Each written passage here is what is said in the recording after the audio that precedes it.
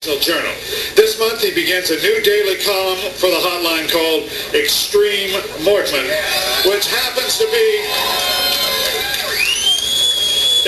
be his stage name. Howard has performed stand-up comedy here at the Improv. He's a pro here. And his jokes have appeared in the Wall Street Journal's Washington Wire and the New York Post and the Daily News. He does comedy on America's Voice. I'm not going to cheer this time. And he's written political comedy for national political figures, celebrities, and the Gridiron Club. He was a judge in the funniest contest last year. Now he's moved up to this event. Howard is why Hotline is such a hot site. Howard Mortman.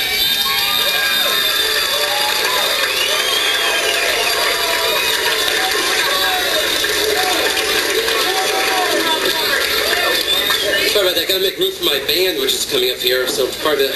Actually, can I ask the first 10 to 15 rows just to move back a little bit? My band's coming up. Is Richard Siegel still here, by the way? Is Richard still here? Thanks for blowing out the ears of the judges tonight. I think they're going to be ringing for the next 5 minutes. Won't be able to hear this. Welcome to the second half of the show. It is 2 a.m. and this is the McGovern slot now. But that's great. Welcome to the Child Welfare League of America. It's a great cause, Child Welfare League of America. Let's see. Child welfare. It's a horrible disease. I hope we can find a cure. But what a great crowd out here tonight. Look at all the people that sold out. Look at all the pundits out here. Give yourselves a hand. All the pundits out here. Wow. But wait a minute. If you are here tonight, I just have one question. Who the hell is on TV? Oh, I know. John Fund. Of course, we have a lovely group of judges here tonight. Half a dozen. If things get a little slow, we can just tape a hardball segment down here. Actually, Chris Matthews, host of Hardball, was supposed to be a judge here tonight. I have a disagreement. Well, he just won't give it up. Tonight we wanted to call him a judge. He wants to be called a trier of fact. So just didn't work out. Actually, Steve Scully doesn't know this. Steve Scully, the host of C-SPAN's Washington Journal, is here tonight as a judge. Now, there's a problem, though, with Steve being here. If Steve's here, there's no one answering all the viewer calls that are going to Washington Journal right now. So I secretly arranged with the producers of C-SPAN's Washington Journal that all the calls that Steve normally would receive on air, they would come to me here on stage. So let me, if I could, just set up for a second to show you. I have, of course, the cell phone, so I can answer all the viewer calls to C-SPAN. I have, okay, this is here. I brought this. The C-SPAN Washington Journal mug, just to make Steve feel at home as we go through this. And, of course, we have one heavily highlighted newspaper here. So the viewers at home can see this. This is Richmond Times-Dispatch. That's all right, Steve. So let's see if there's any calls yet. Any calls that come in. Let's see if anything here. Our first call. Hello, C-SPAN, Washington Journal. Can I help you? I'm sorry? Sorry, ma'am, I can't hear. Can you turn your TV down? I'm sorry, you have Chris Matthews on. Turning it down isn't going to help. Chris Matthews, he's a very loud talker, but he's also a very fast talker. He won this contest a couple of years ago. He did 10 minutes of material in a 5-minute set. It's almost cheating. He won the award in 97, but we had to give it to him for 98 as well. Actually, I have to be honest with you, if that's okay, about me and Chris Matthews. I actually had a dream about Chris Matthews last night. It's because I can't afford to dream about Bill O'Reilly. So, let's see if there's any more calls here. 1 second. There it is right here. Hello, C-SPAN Washington Journal. Can I help you? Hello? Yes, ma'am. Where are you calling from? Medicare, Florida. Okay, that's very nice. Medicare, Florida. Ma'am, I'm sorry, I can't hear. At C-SPAN, I can't hear.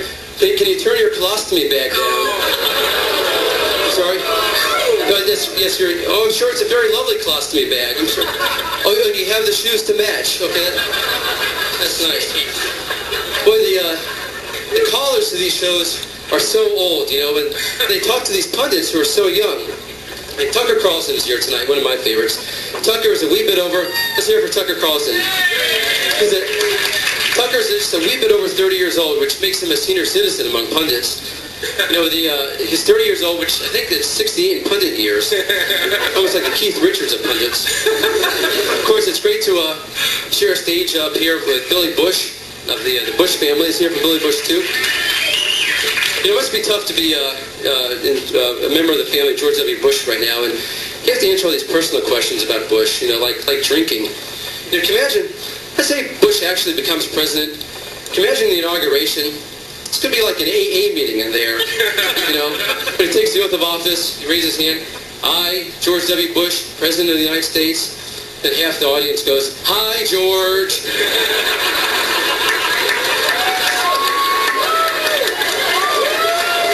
Of course, all the inauguration, all the empties, it's going to look like Bud Bowl 8 in there. Those are also my Christopher Hitchens jokes, by the way. Also want to salute Matt Cooper, who won this award last year. Matt, as you saw, does a tremendous Al Gore impression. It's real dead on. In fact, Matt Cooper's Al Gore impression is so on target, it trails his Bill Bradley impression by 10 points. See, I think we have another call here, Steve. Yeah, it's pretty loud. Hello, C-SPAN, Washington Journal. Yes, I'm sorry, Margaret Carlson's busy right now. Who are you looking for? I'm sorry, Roxanne Roberts is also busy. Can I interest you in Jim Bohannon? Bohannon. B-O-H something, I'm not sure. Oh, you'd rather talk to Larry King? Sorry, he's not here right now. Poor Larry King. Larry King's had so many wives. You know, he got married recently. That's all right. I wasn't there, but I'll just catch the next one. But, now when Larry King gets married, when he drives away, the car doesn't say "just married," it says "just kidding." Actually, Larry King picks his wives the same way he takes viewer calls. Roanoke, Virginia, you're next.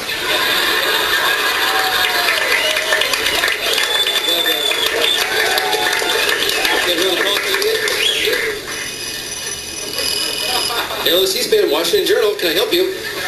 Yes, what militia are you calling from? Oh, suburban Detroit. Yeah, I'm sorry, what are you reading? Oh, you're reading Soldier of Fortune. That's great. I'm sorry, sir, we're getting a lot of static. I'm sorry, that's not static? Oh, that's gunfire. Okay.